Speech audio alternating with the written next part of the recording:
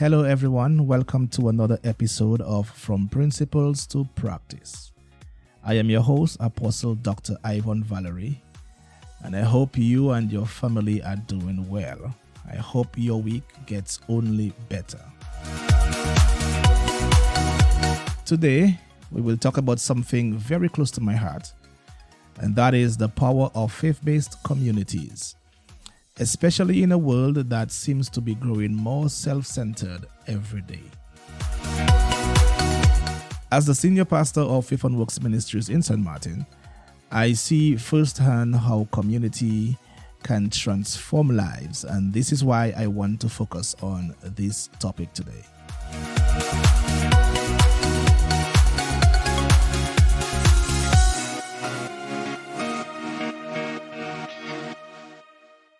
So let's dive right in. There is no doubt about it. Our world is becoming increasingly focused on individualism. With our multiple social media platforms, while connecting us in some ways, often promotes a sort of unattainable life that can make us feel more isolated. The Bible speaks about this when it says that in the end times, people will be lovers of themselves. It's a tough reality, but it's also a call to action, especially for those of us who are believers. I've had countless conversations with people who feel lonely and disconnected, despite being surrounded by others. Maybe some of you listening today feel the very same way. And it's okay to admit that. Loneliness is a human experience, but it's not one we have to face alone. And this brings us to the heart of today's discussion: the crucial role of faith-based communities. Is there a need for faith-based communities in our increasingly self-centered world? I believe the answer to this question is absolutely. Yes, there is a need for faith-based communities in our increasingly self-centered world. In fact, let me say there is a greater need for it because this world is becoming increasingly more self-centered. In a time when self-interest seems to dominate, these communities, and of course we're talking about faith-based communities, offer a countercultural approach rooted in mutual care, support, and of course, spiritual growth. They remind us that we are part of something bigger than ourselves, and that our lives are interconnected. Faith-based communities provide a sense of belonging that many are desperately seeking for.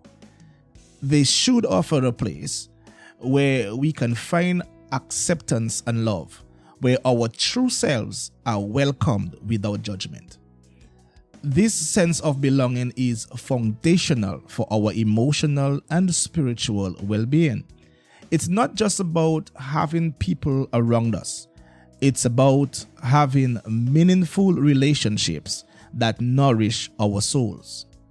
So let's talk about some of the benefits or purposes of these communities. Firstly, they offer spiritual support. Faith-based communities should be wellsprings of encouragement and guidance in a world that often leaves us spiritually dry and depleted. These communities should also provide a space where we can explore and deepen our faith, ask tough questions, and grow spiritually alongside each other. Another significant benefit of these faith-based communities is emotional support. Life as we know it is full of challenges, and having a community that stands with us can make all the difference in the world. Whether it's through prayer, a listening ear, or practical help, being part of a faith-based community should cause you to feel safe. These communities should act as a safety net for all of us. They help carry our burdens and celebrate our victories, making our journeys of life a shared experience rather than allowing it to be a solitary one. Let's consider the aspect of accountability where it pertains to faith-based communities. In this self-centered world, it's easy to stray from our values and commitments. And these communities help keep us accountable. These communities should challenge us to live out our faith authentically and provide gentle corrections when we need it. Now, this accountability is not about control. Let me say this. Most times we run away from accountability because we think it is control. But being held accountable is not being controlled.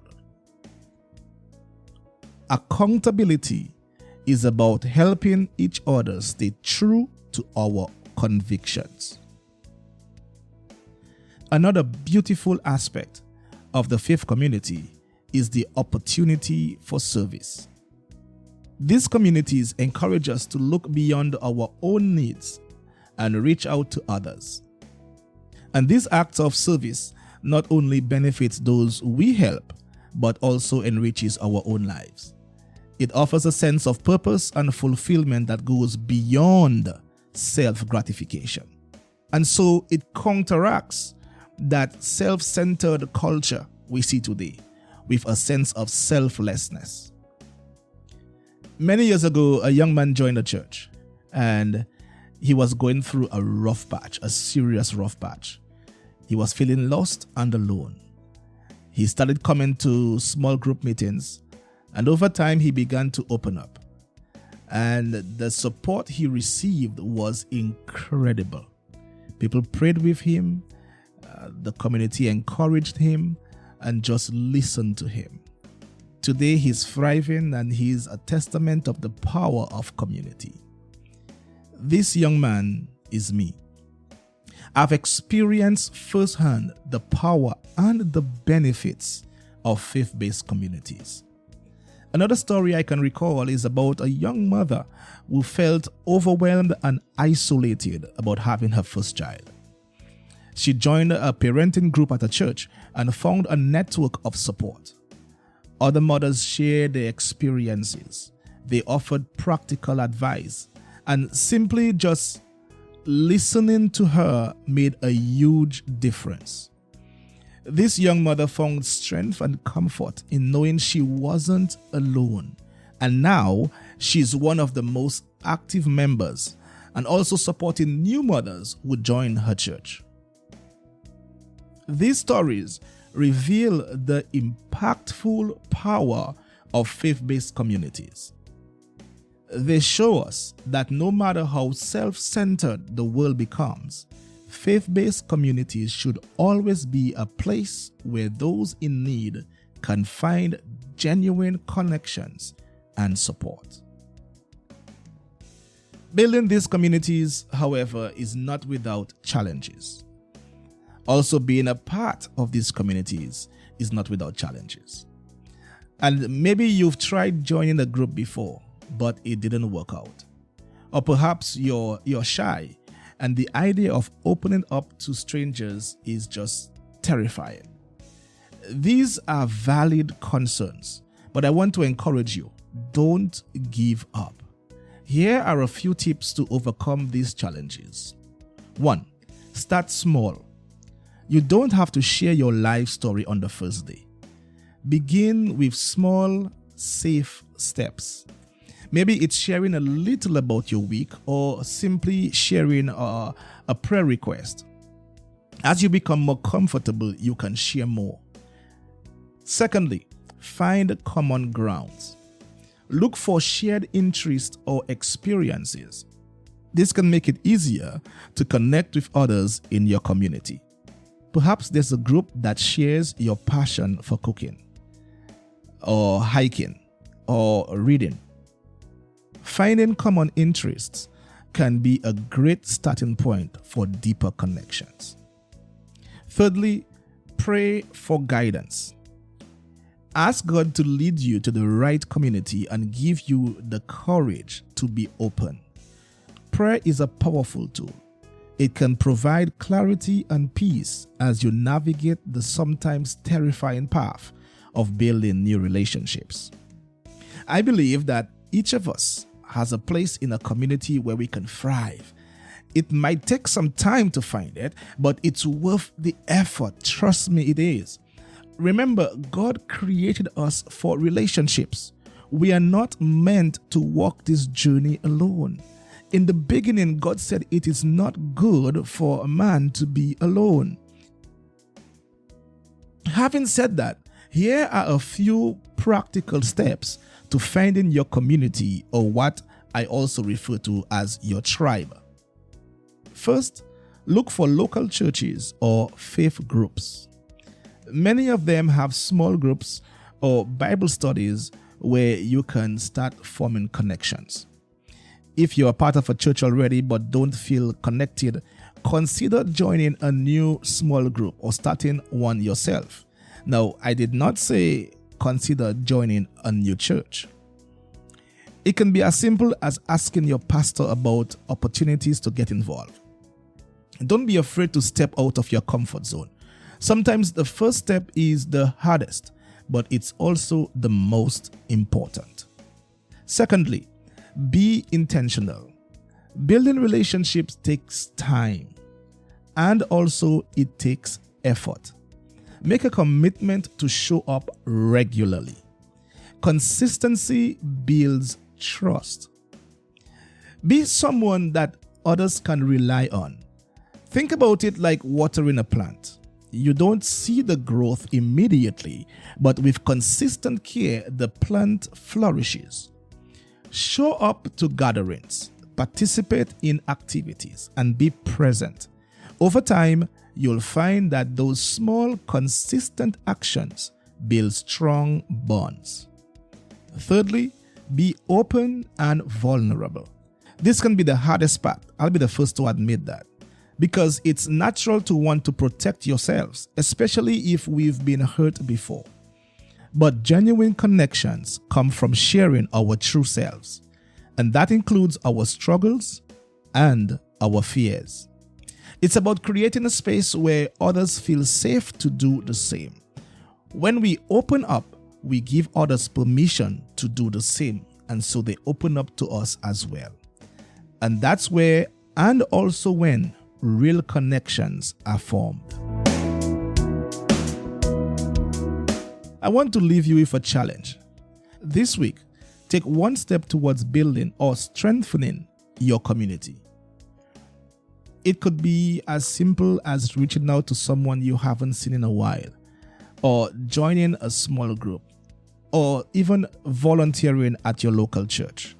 Whatever it is, be intentional about building or strengthening your community. And if you've read my book, Never Alone, I'd love to hear your thoughts and stories. How has your community impacted your life? You can share your experiences with me by sending us an email. Our email address is fromprincipletopractice@gmail.com. Our email address once again is fromprincipletopractice@gmail.com. Or you can also connect with us via our website, podcast.fromprinciplestopractice.com. podcast.fromprinciplestopractice.com. Your stories will not only inspire me, but will also encourage others who might be struggling with loneliness. So if you have a story, send it. Or maybe even better, contact us to be a guest on the podcast. Our email address again is fromprinciplestopractice@gmail.com. Send us your questions if you have any. You can send a voice recording of your question, and we will be happy to include it in one of our upcoming episodes. Before we wrap up, I want to thank you for tuning in. Your support means the world to me.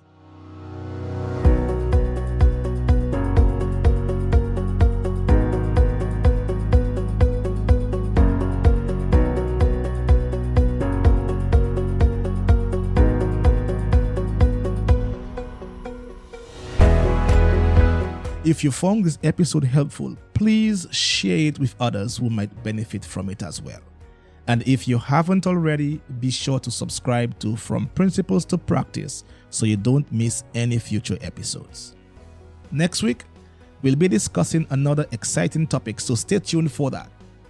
Until next time, remember to put into practice the principles that you've learned. Don't you ever forget that you are never alone. God is with you, and so is your community. God bless you.